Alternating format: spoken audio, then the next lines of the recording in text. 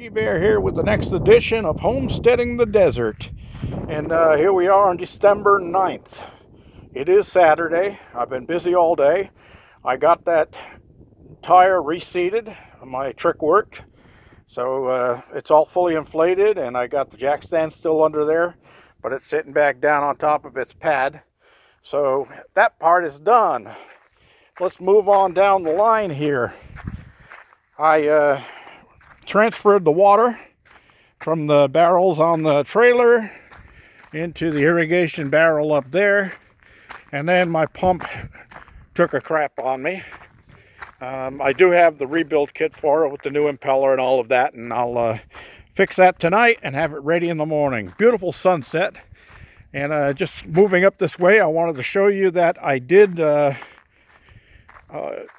wrap all of the pipes at the bottom of the tank here with insulation, so I'm protected there. And the wet spot you're seeing here is because there was a little bit of water in the bottom of that barrel. It was only about 2 gallons, but it was almost 90% algae. So I rinsed the barrel out before adding water back, and right now it's about 1/3 full. And I'm going to be transferring some of the other water from the other irrigation barrels, the white irrigation barrels on the other side of the container here. So as soon as I get the pump working, I'll pump some of that into containers and move it on up to that one so that I can have a full one where I need it. Then the empty ones will end up getting connected for irrigation collection, rain collection off the roof. What we're looking at here is my layout. I spent some time out here today, and we're arm waving and measuring, and here's what we got. So here will be the, in between that stake where the white stick is, right over there, and this block. This is where the doorway will be coming in from the main cabin as it is now. Then here, you see an opening right here. That will be a pocket door, which will slide inside of this wall.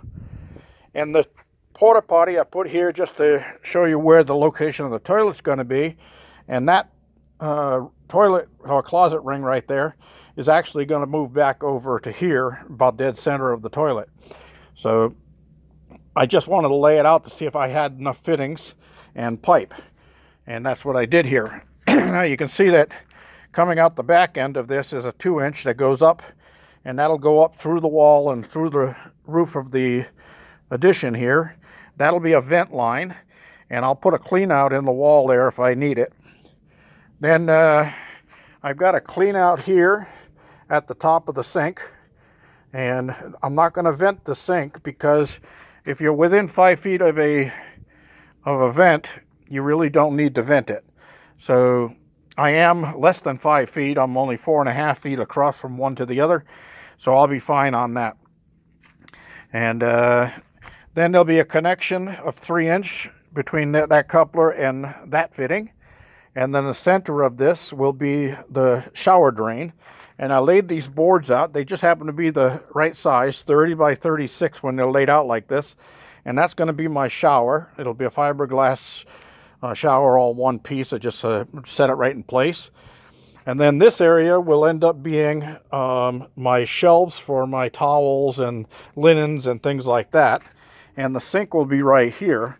And it's going to be a wall-mounted sink, not a vanity type sink. I don't need a vanity here. I'll have plenty of shelving here.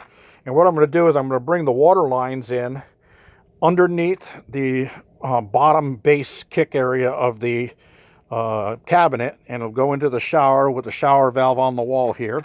And this will be the entrance to go into the shower this way. And I'll have my shower door or shower curtain, one of the two, across there. And then again, I have this space from here to the shower, which is probably 2.5 feet. So I got plenty of room to move around the toilet to get into the shower. I'm not going to be crowded or anything. Then I can hang towels on the wall right here. So on the back side of the wall on this side, which will be the bedroom, I'm going to be putting a wall heater, space heater like I have in the main cabin, to warm the bedroom. And of course, the door that I'm going to put on here will be a 32-inch door or a 30-inch door. It's a 36-inch wide hallway. So I can go to a 32-inch door, which will swing inward this way and open up against this wall. And this I laid out to simulate the size of my bed, and that plywood over there would be the size of a nightstand. So showing that I have plenty of room to move around the bed. And then this was coming out, making it 8 by 10. Okay, so this bedroom would be 8 by 10. And as I said, I would have plenty of room to move around the bed here. I don't really need that much more. But then one individual commented that I don't have a closet space, and I was going to put just a wall-hung cabinet type thing for a closet space. Not like I'm going to be hanging tuxedos or anything. But then I decided, well, if I go 12 block across this way, it comes to where that stake is. So that's actually 1.5 more block. But it comes out even at that point, and it's just under 16 feet, which makes it easy because those panels, those wall panels, are 4 foot by 8 foot. So if I stay close to 16 feet, it takes 4 panels across the back, 4 panels across the front, and then 2.5 panels on this wall. And then this extra space here will work as a closet. Now you see this extra stake here, I put that and this stake because I'm going to put a 32-inch door, exterior door, that comes out of the bedroom from this side right here. And the reason I'm going to do that is because in the summertime my shower is right there. So I could take my shower, walk right across here, open the door, go into the bedroom, get dressed, and do my thing. Now you can see I started already trenching in here and getting it leveled. And this line is all leveled right now, so that will be the top of the cinder block foundation. And I put rebar in there. I use all bond beam type, and that's where it's got the little notches in it, like that one over there. And I lay rebar in there and tie it off at the corners, and then I fill every one of them with concrete, and it gives me a solid foundation to build on. So this will be my foundation. I didn't move the line because I do have it leveled, and I'll bring my block out to this point, and then I can move the line and bring it out the 1 or 2 more block I need to get out to this place. Whatever it comes out to, that's closest to this pin. That's where I'm going to stop. And then I'll trench across this way, and I'll have that one run out the same thing. I'll trench across this way, and I can measure between across this way and make sure that I'm running parallel to on the walls. I like everything nice and square. And then I'll have my add-on bedroom, and I will be putting a window in this wall. I was going to, but now that I'm going to put a closet here, it doesn't work. So I will be putting one in the front there, and I'll put one in the back there, right above the head. And the reason I want to do that is because the wind comes mostly out of that direction. So in the hot summer days, I can pop a window open there, I can pop a window open here, and have a breeze blowing right through over the top of the bed. Nice fresh air.